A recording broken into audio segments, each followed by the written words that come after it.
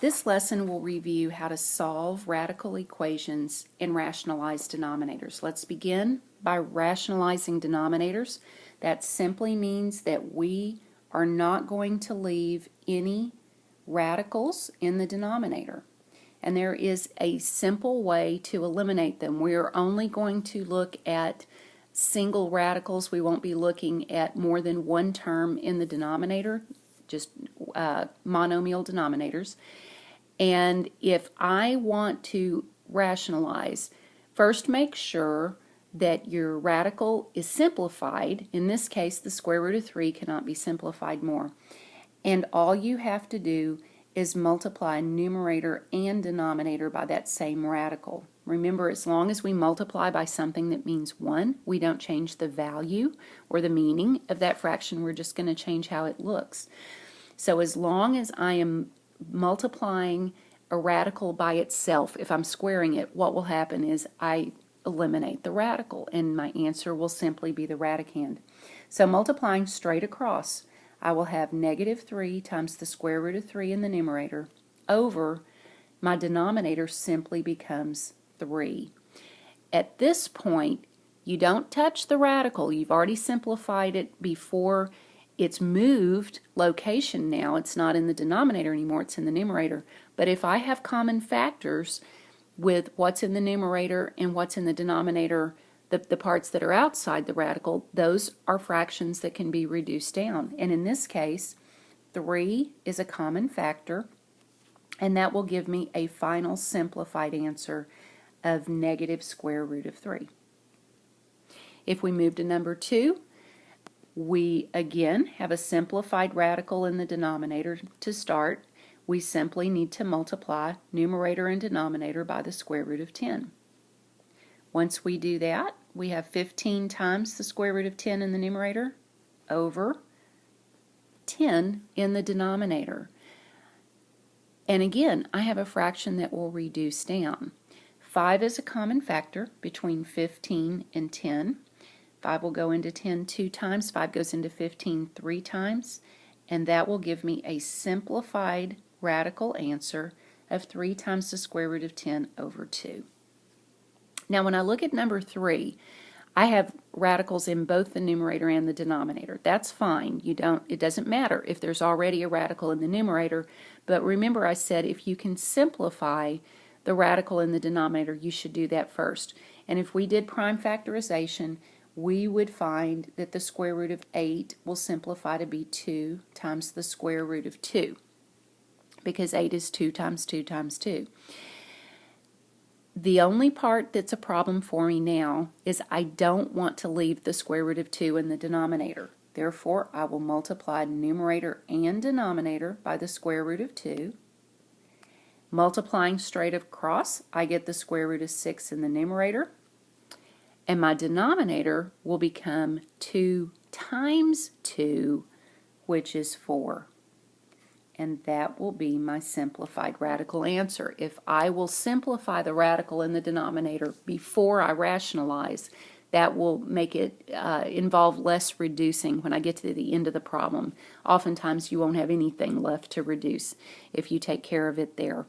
Now on number 4, you can go ahead and rationalize first, just like we could have on number 3. We could have multiplied top and bottom by the square root of 8, but then we end up needing to simplify and needing to reduce afterward. What I'm noticing on number 4 is if I rewrote my radicals as a single fraction underneath one square root, I would have a fraction that reduces down. That might make things simpler for me, so I'm going to give it a try. Remember, if I make a fraction out of what's not under the radical, I will have 3 over 1 times my radical will be the square root of 5 over 125. But I have a common factor between the 5 and the 125. And if I reduce that fraction down, I'm going to have the square root of 1 over 25. 5 is the common factor. And what I notice is now both of those parts of the fraction, the numerator and the denominator, are perfect squares. That's going to simplify to be 3 over 1 times the square root of 1 is 1 the square root of 25 is 5. And I can multiply straight across. I get 3/5 for my answer. That might not have been obvious looking at it initially, but that will clean up to not even have a radical in the answer. So that gives you an idea of how to rationalize denominators. Let's move on to solving radical equations. And what you need to know is in solving radical equations, you first need to pay attention to how many radicals you see. If there is one radical in the entire equation, then step one means isolate the radical. Get it all by itself on one side of the equation. But if you have two radicals, then you want to make sure that you separate those radicals. Have one on one side of the equation and the other one needs to stay on the other side of the equation. Once you have done that, then you can square both sides and finish solving the equation. After you've squared both sides, you should end up with something that's either linear or something that's quadratic that you should know what to do with, at least in the examples that I'm going to show you. Make sure you check your answers for extraneous solutions, though. We discussed this when we worked with rational equations. We have to be careful that sometimes we get an answer that would be a possible solution, but if we try to plug it back into the original problem, we see that it doesn't actually work. It creates a problem for us. So as we look at these examples, I'll explain what you want to look for and why you need to be careful. On number 5, we have square root of 3x plus 1 on the left equals 3. Now I see only one radical. It is already isolated. It is the only thing on the left side. So I will simply square both sides and see what happens. If I square the square root, the square will undo or cancel out the square root and I'll be left with 3x plus 1 on the left. When I square the right side, 3 squared is 9. Putting like terms together, if I subtract 1 from each side, I will have 3x equals 8. And then to divide each side by 3 will give me x equals 8/3. It's a fraction, but that's fine. That doesn't mean that it's incorrect. Remember, I need to check it to make sure it actually works. Your calculator is very helpful for this, but oftentimes it's not a time-intensive thing to actually check it on paper manually. So what I'm going to do is put 8/3 in place of x in this original problem. If I can get the left side to simplify and equal 3, which is what the right side of the equation is, then I know that this solution really works. Now I might want to think of 3 as being 3/1, so it looks like a fraction times a fraction. What's going to happen when I multiply, those 3's cancel. I'm going to be left with the square root of 8 plus 1.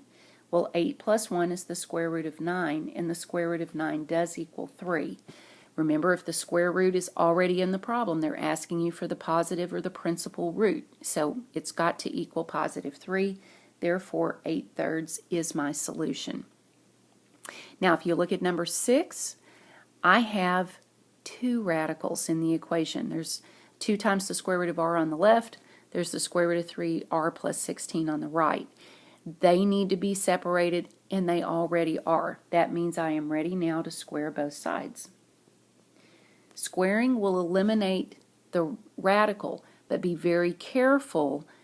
If you look on the left side, there is a 2 in front of the radical. The 2 is not underneath the radical. I have to be sure I also square it, and that would give me 4 times r on the left. The right side, squaring the square root simply removes that radical, and I have 3r plus 16. If I get my r values together, I can subtract 3r from each side, and that will leave me with r equals 16. Again, if I go back and I plug in, which is critical, you have to be sure you do that, I'll get 2 times the square root of 16 on the left. 2 times 4 is 8 for a value on the left side. When I plug in 16 for r on the right, I'll end up with the square root of 64, which also is 8. That means that it checks. So that will be my solution. Looking at number 7, we see only one radical, but it is not isolated. It also has a -8 after the radical on that left side. So what I need to do is to move it to the right. And I will have square root of x minus 3 on the left. When I add 8 to each side, that gives me positive 8 on the right. So the square root of x minus 3 equals 8. Simply need to square both sides now. When I do that, I will have x minus 3 on the left. When I square 8, I get 64 on the right. Solving for x will give me x equals 67. And if I do a quick check, I can look at the original problem. If I put 67 in place of x, 67 minus 3 is 64. The square root of 64 is 8, and 8 minus 8 does equal 0. Therefore, x equals 67 is my solution. Now, on number 8, this is where you need to be very careful. I'm going to show you, if you look at this and you say, one radical, it's isolated, let me square both sides. Let me show you what's going to happen.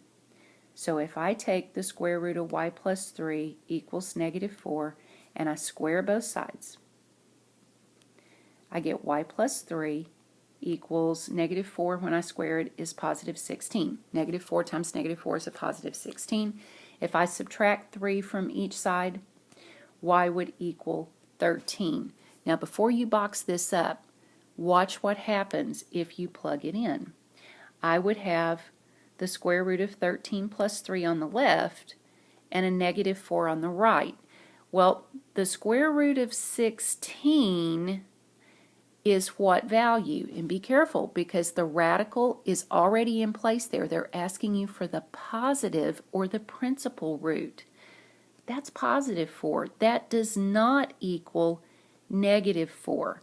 Therefore, what we have here is no solution or empty set. And you can denote that with this symbol. Make sure you put the slash through the 0 so that it will indicate that there is no solution. Now, that's why plugging it in and checking is very critical. And if you didn't plug it in and check, you would have gotten this wrong if you told me the answer was y equals 13. If you will look carefully in the beginning, though, you can actually save yourself some work, because if you're thinking about it on this left side, I know it's got to be a positive number, because when the radical is in place, it's asking me for the positive or the principal root. When I compare it to the right side and I see there's a negative number over there, that automatically tells me this is impossible. I can't, it just can't be done. I will not be able to get a negative number on the left, and you could go straight to no solution without doing any plugging in if you're paying attention. Oftentimes, that's going to be the issue you will run into when you have an extraneous solution. It's probably going to be, because if you use that number, you're going to get the positive value on the side with the radical, and the other side is going to be a negative number. So watch out for those. You can save yourself a little time if you catch them before you actually plug in. Now, when you look at 9, we have something slightly different here. There is a single radical. It is isolated, but if I square both sides, I need to watch out for what's happening on the right. I have two terms, a binomial on the right. Do not square the individual pieces. It means I have to take b minus 6 times b minus 6. I must use FOIL or use the box in order to simplify this correctly. So my left side will become b minus 4, because squaring the radical will simply remove it. But on the right side, after I've used FOIL or I've used the box, I will have b squared minus 12b plus 36. So what I notice is I have something that's quadratic, because I have that b squared, and it's positive where it is on the right. So let's move everything to the right. I'll subtract b from both sides. I will add 4 to both sides. That will give me 0 equals b squared minus 13b plus 40. And this should be something that factors, and it does. A pair of numbers that would multiply to give me 40, add to give me negative 13, would be negative 8 and negative 5. So this will factor into b minus 8 times b minus 5. If I take these parentheses, set them equal to 0, and solve, I get two possible values for b, either a positive 8 or a positive 5. Now, I have to check them both. It's possible they could both work. More often than not, though, one will work and one won't. If I go back to the original equation and I plug in 8 for b, I will get the square root of 4 on the left side, which is 2, and on the right side, I get 2. So 8 works. It's good. But be careful with 5. If I plug in 5 on the left, I'll get the square root of 1, which is positive 1. But on the right, I will get a negative 1. Remember I said most of the time what happens when you have one that doesn't work, it's because it creates a negative on the side that doesn't have the radical. So I can't use 5. b equals 8 is the only valid solution for this problem. And you can use your calculator to help you with the check if you need to do that, or you can write it out. If it's possible for you to do it in your head, you can. Just be very careful. As these get more complicated, sometimes it's harder to do that. When you look at number 10, we have another situation where our radical is isolated, but we have two terms on the other side. So again, when we square both sides, we're going to have to use FOIL or the box. After we have squared q minus 1 correctly, we should have q squared minus 2q plus 1. That's on the left side. The right side, the square removes the radical, and we have q squared minus 4q plus 7. A nice thing happens on this one. When we try to combine like terms, the q squareds are going to cancel out. So we're going to end up with something linear. Only one possible solution here. If I add 4q to each side, I will have 2q plus 1 on the left equals 7 on the right. Subtracting 1 from each side will give me 2q equals 6. q equals 3 is my possible solution. Now again, let's plug it in and check. If I plug in on the left side, I get a value of 2. If I plug in on the right side, I also get a value of 2. So q equals 3 is my solution for this. Now, if I look at the one application problem that we need to consider in this unit, we have looked at some other application problems that involved quadratics. This will be the first one that we'll see that involved a radical. We have an equation given to us, v equals 3.5 times the square root of h, that represents the height of h meters, and at a certain height the pilot could see v kilometers to the horizon. So that's what this formula represents. Now we are told the pilot can see 364 kilometers to the horizon. How high is the plane? Well, I know I need to use this formula. What I need to figure out is where do I plug in the 364 kilometers? Does it represent the v or does it represent the h? If I pay close attention to the wording of the problem, it'll make it a little simpler to see where to plug it in. It tells me the pilot can see 364 kilometers to the horizon. If I look back at how these variables were defined, v kilometers to the horizon is what the pilot can see. Obviously, the 364 has to be the v. It's asking us how high is the plane we're trying to solve for the h.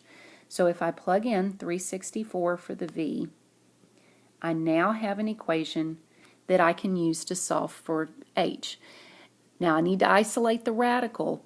There is a value in front of the radical. It's 3.5 times the square root of h. Because of the number on the other side, dividing both sides by 3.5 in the first step will probably make this easier to solve in a moment. So fortunately, 364 divided by 3.5 divides out to be an even number. We don't even have a decimal to be concerned with here. And I will get 104 is equal to the square root of h. Now be very careful. We haven't solved for h. We've only solved for the square root of h. How will I eliminate the square root? I need to square both sides.